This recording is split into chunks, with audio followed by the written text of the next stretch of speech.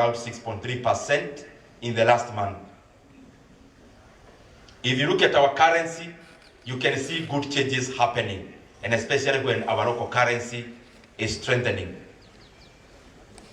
These things are important because whereas we are talking also about our own selves and our ambitions are intertwined with the ambition of our country. And that is why if you look at the billionaires list, you look at them, they are in some areas, they are in some isolated geographical areas. Because where you are in terms of a country also determines where your ambitions can stretch. But also, there are also a few areas that I feel we need to do better. And I'll highlight a few. And especially giving scenarios of Kenya comparative to other countries. And you forgive me if I become technical in these first few minutes. And especially, I want economic students and or those around economy, political science and such, maybe this would make much more sense. There are countries that we emulate to be like. One of those countries, when you hear, even you hear comrades, you want visas to go to the US, to the UK, and such other countries. But I believe we can bring those countries home, other than us going to meet them. In terms of the scenarios there, they can come home. US became the kind of US that we know not very long time ago, maybe around 200 years back. UK became the kind of UK we know in terms of acceleration of economic growth since the Glorious Revolution. But there are others that I want to delve in more, and especially three countries. One is Japan. Japan, that we know today, started by manufacturing very basic things, plywoods, wigs, things that do not require a lot of technology. Then over time they handed over that banal technology to other countries like South Korea. They then accelerated adoption of technology, and adoption of technology comes with increased productivity per person. So what that did is that after handing over plywood and wigs, they went into electronics by that time. So South Korea took up. After South Korea took up in 1960. By 1960, the stories you hear out there are true.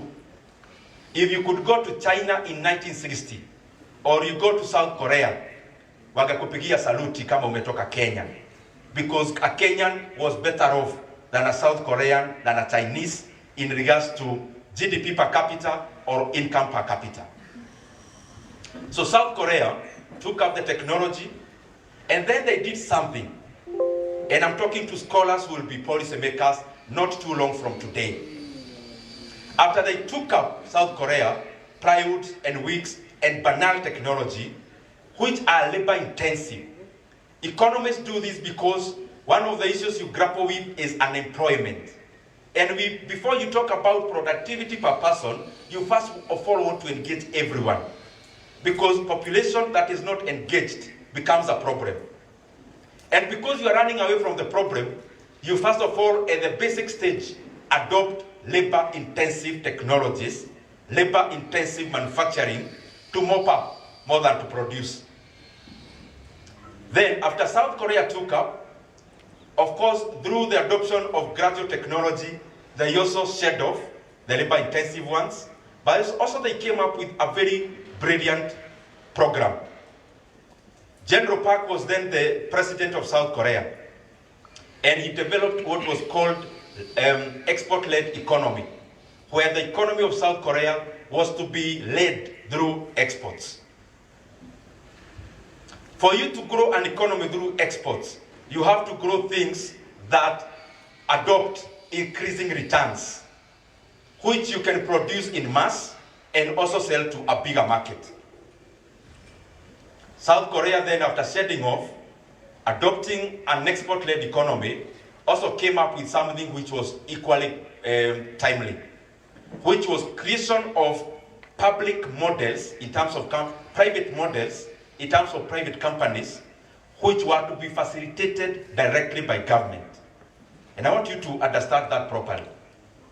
Private companies that were to be facilitated by public resources, money and policies. And they call them chaebols. The phones majority of you use, called Samsung, 50 years ago, 40 years ago, was a trading company selling dried fish.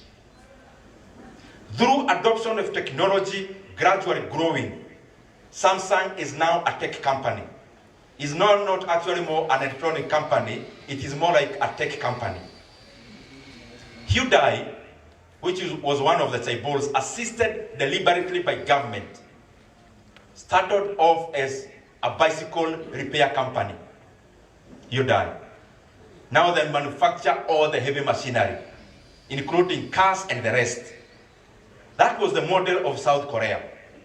From 1960 to 1976 to 1979 precisely, the exports of South Korea grew by a multiple of 364 times.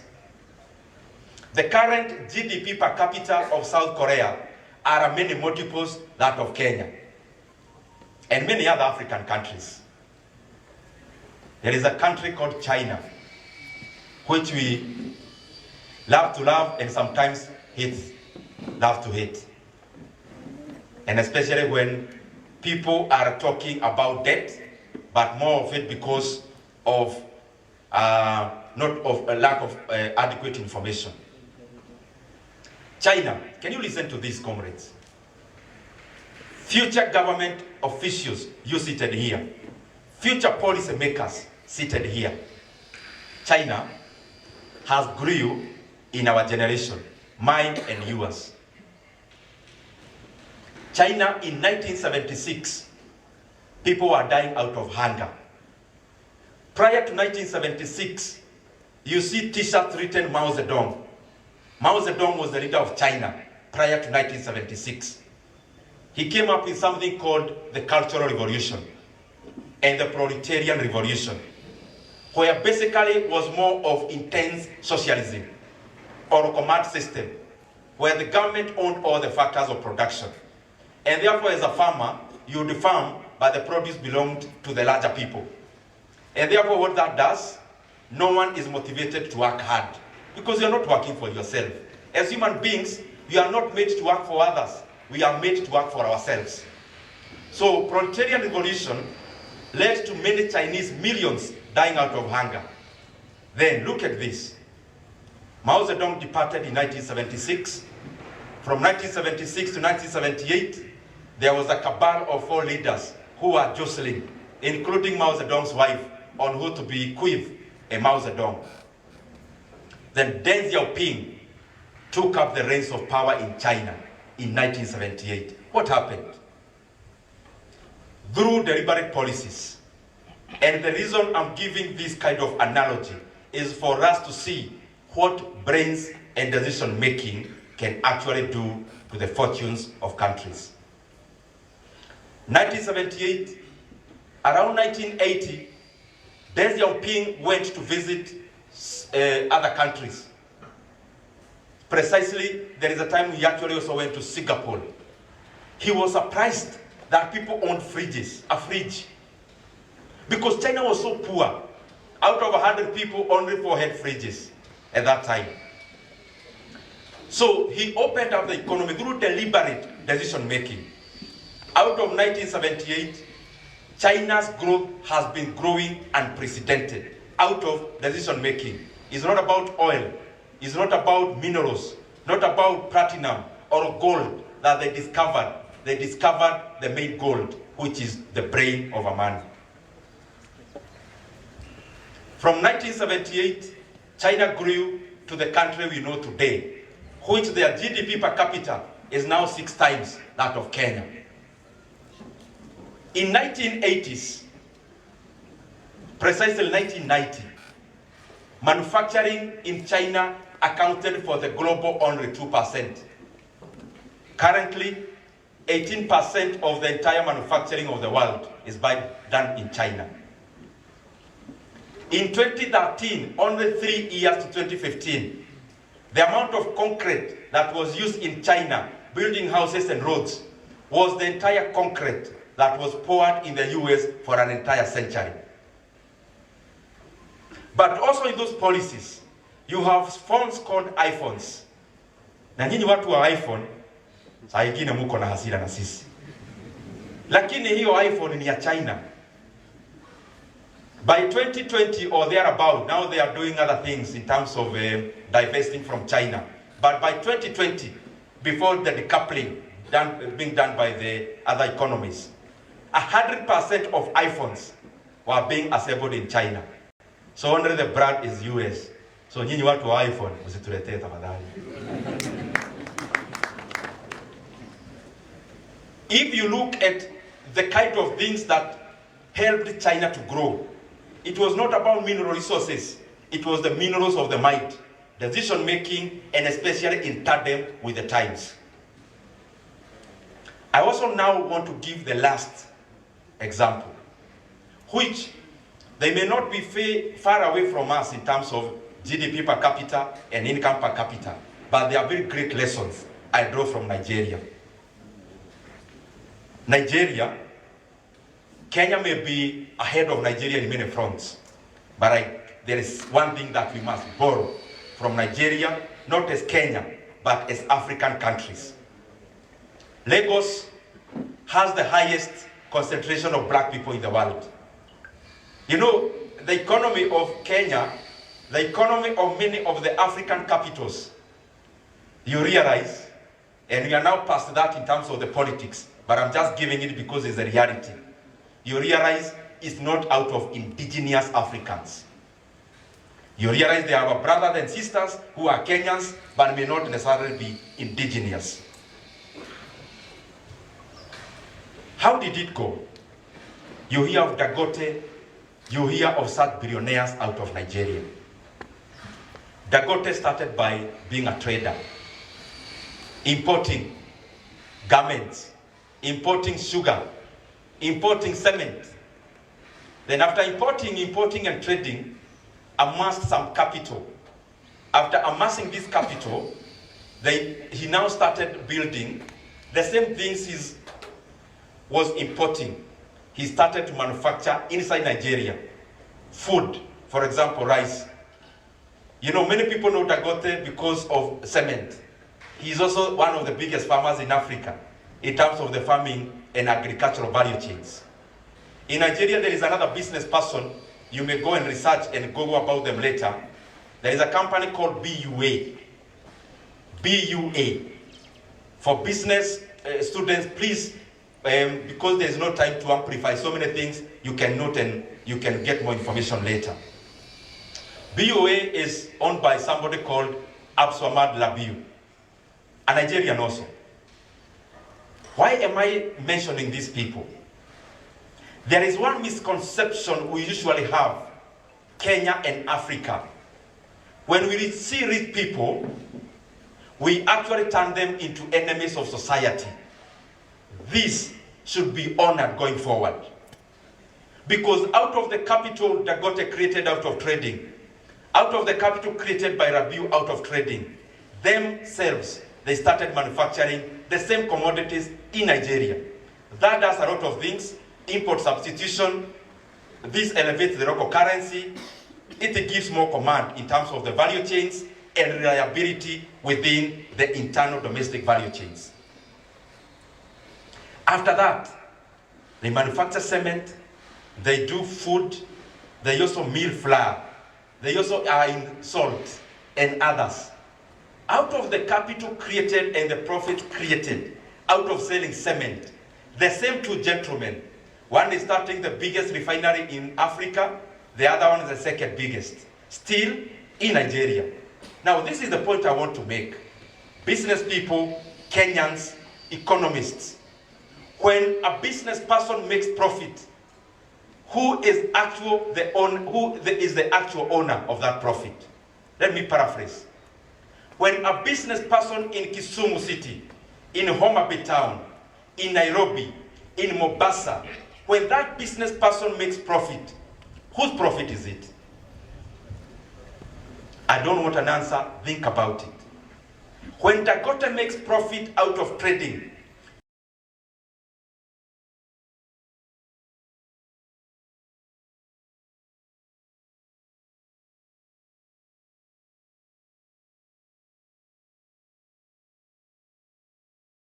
and then starts manufacturing cement, and then builds the biggest refinery in Africa, in essence, who is the actual owner of this profit?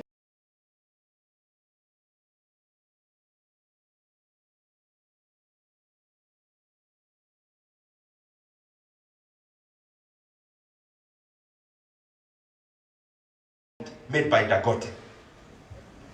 It is the people who get jobs out of the opportunities created by these profits. When you make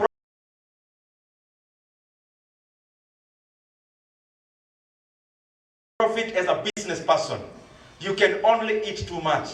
You can't sleep on 2 beds or 5 beds. You cannot drive 5 cars together. Even if you own private jets, you cannot fly inside 2 of them yourself. You can eat in Serena lunch, you go to Websats for dinner, you go to Dubai for breakfast, but you can only eat and consume too much. The actual beneficiaries of the profits created by business people are the economists and the people in those economies. Comrades, power. Wow. And that is the kind of frame that we must start having. That we must start appreciating the business people of Kenya. Because out of that business person, if it was self-interest, they already have enough. The profits they make out of their mind. And one of the factors of production nowadays is actually entrepreneurship. That entrepreneurship spirit is a factor of production, must be nurtured. Because the profits made out of these companies benefit the economy more than the owners of those businesses. Let me repeat again, citing a few examples. The profits made by Tesla in the US, the profits made by Samsung in South Korea, the profits made by CRBC in China, the profits made by Sanlam in South Africa, the profits made by Atijarawafa Bank, the profits made by Zenith Bank in Nigeria, that profit does not belong to the owners of the bank. It belongs actually to the economy because it capacitates the economy to employ more and necessitates more to become active agents of the economy. And therefore, I am dwelling on that more because for Kenya to change, the frame of mind has to change. For Africa to change, we must put weight and appreciation where it belongs. The real people who must be appreciated is actually not politicians. It is business people. They are creators of opportunities. They are multipliers of opportunities. As I wind up this technical issue, again for economists and all of us as Kenyans, just a few things which I believe, because a public lecture you share your thoughts.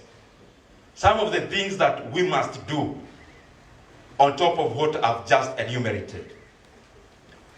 Kenya, as I said, is growing at not a bad pace.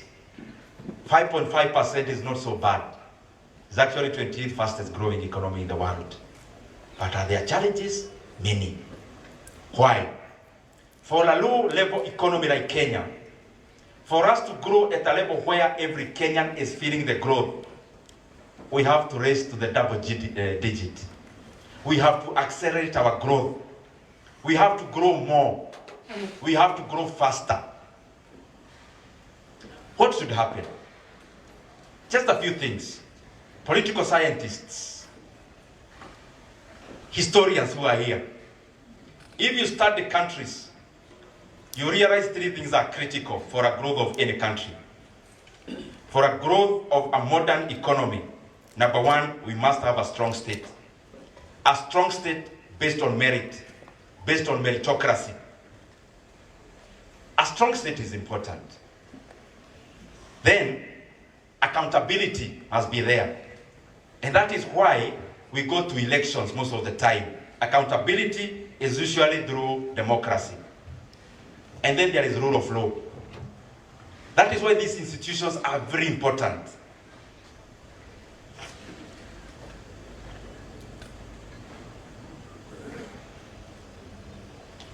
But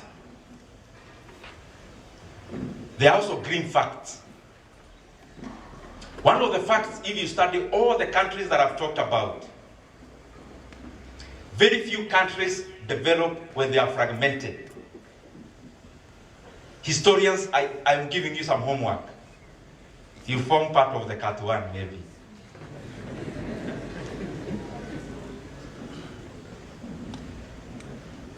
Very few countries grow when they are fragmented, because there is a state on this side, which is institutions, but there is a nation on the other side, which is culture and people. Historians, I hope you know those differences. But there is a country called Kenya. Country is coordinates, is boundaries. There's nothing else. You define Kenya as a country by its boundaries. There is a republic called Kenya. Republic is self-determination. The fact that we determine who is our leader, that makes us the Republic of Kenya. But then there is a state. There is a state called Kenya, which is the state apparatus, the institutions. But then there is a nation. What is a nation? Nation is homogeneity. Nation is shared values. Nation is shared culture. Nation is a shared identity. Unfortunately, most of us, like Kenya and many African countries, we got ourselves to Rijipata kwenye tuko. So that our country called Kenya, we do not share too much in common with our fellow Kenyans. If you go, I talked about Nigeria. How did Nigeria become Nigeria? The first Nigeria that we know came about in 1914. How? It came out of the merging of the North Nigeria and the South Nigeria. South Nigeria itself was out of merging of the Tana Delta and I think Lagos.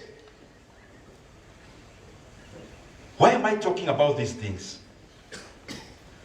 Nigeria has got a lot of oil. Yani, wealth that you don't need to go look for. It is already bequeathed unto you. But does it help that country? DRC has minerals, one of the wealthiest countries in the world, yet one of the poorest in terms of the poverty index. Why are those paradoxes?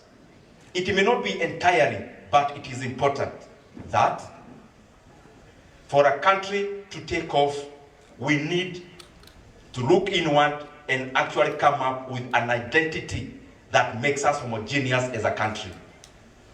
Other countries did so, like Tanzania. They have more tribes than Kenya. Yet, when you go to the streets of Dar es Salaam and you ask a Tanzanian, unatoka kabila gani? They ask you, are you Kenyan? But now, other stark examples like the one I've talked about, Nigeria, just look at the disparity in terms of shared values. A person from the north, like the other day I went to South Africa, I was in a taxi, then I asked some guy there, which country do you come from? I could tell he's Nigerian through the accent. I asked him, are you Nigerian? The guy stopped his taxi, told me to stop abusing him. He's Nigerian, but he associates himself as being a Biafran. He told me I am Biafra, I am not Nigerian, but his passport is Nigerian. That is how majority of the African countries are fragmented. That even before we take off, we first of all have inward squabbles amongst ourselves. When are we going to get the energy to take off and compete when we are discussing about this tribe and the other? This has to come to an end for Kenya to be a modern state. A person from Kwale must feel at home in Homa Bay. A person from Nyeri must feel at home in Mombasa. A person from Marsabit must be at home in Tana River in Kisii. A person from Nyamira must be at home in Murang'a. That is the kind of Kenya that will take off. Other things, just look at this. And I talk about this because something must be done. When we are making budgets, we usually get a brief of the Kenyan economy because budget is a policy also. So, part of the brief, just look at this. Kenyan economy, what is it? When you talk about GDP, what are we talking about? You can measure an economy through income or expenditure. For economists, when you measure an economy, the first category you measure primary production, which is agriculture, fisheries, mining. In Kenya, it accounts for 17% primary production. Industry, transport, manufacturing, it accounts for around 18%. Service, banking, insurance, hospitality, it accounts for 65% of our GDP. But why am I mentioning these things? Why? The same brief you see, primary production and especially agriculture employs 70% of the rural population in Kenya. And 40% of Kenyans are employed in agricultural value chains. Why is that important also? 17% of our GDP employs 40% and 70% of the rural population. That looks like a paradox. 17% is carrying the weight of 70% in rural areas. Service industry, yes, it's a big employer, but you see, it accounts for 65% of our GDP. There is something we must do. Our economy has to shift from primary production, because by those two figures, it is clear that productivity in primary production is too low. And for Kenya to grow, the 50 million Kenyans have to grow, because it is the summation of their productivity that we report as GDP. GDP is not created in Nairobi or in a government office. GDP is created by farmers, by manufacturing, by service industry. So for that to increase, every worker in an industry, their productivity per person has to go up. Our subsistence, majority of our agriculture and primary production is subsistence.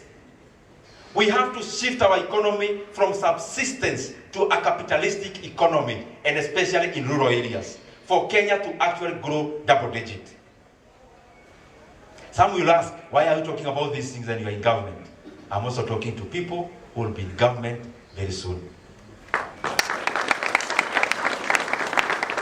And these are the comrades of Tom Mboya University and Maseno University. Some will be elected as members of parliament, others will be governors, others will be PSS, others CSS. Lakini mkifika hapo, usibadilishe kioo ya gari tafadhali. The other thing, which we are also doing, some of these things we are doing our bit, but it is a continuous journey. The other thing you mentioned, GDP, for it to grow, you have to grow consumption, you have to grow investment, and you have to grow government expenditure. And then you have to grow net exports. For economists, you know those things. Y is equals to C plus I plus G plus X minus M. Or niende pole pole. Just like this. Y is the economy. Y is the economy. is equals to, I'll give you two formulas, you go research further. The first one, ile nilisoma mbele, call it agric. Agric is in bracket primary. That's called primary production. Anything you produce, yani vile unaipata ndivyo iko, kama mahindi. Vile unaipata kwa shamba, unaikula hivyo. The only value addition is cooking. So that is primary production. Plus, I'm still on formula number 1. Y is equals to agric, bracket, primary, plus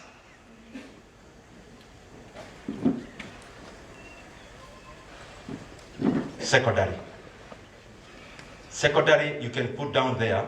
It is anything about manufacturing and anything about transport. Also, we put water and electricity there. Lastly, plus tertiary. Tertiary in bracket service. Now in Kenya, that agric or primary production is agriculture, mining, fisheries, and forestry. Those 4. For economists, you may note. What we call agric is not just agriculture. It's everything in primary production. Agriculture, mining, fisheries, and forestry. That account for roughly 17% of our GDP.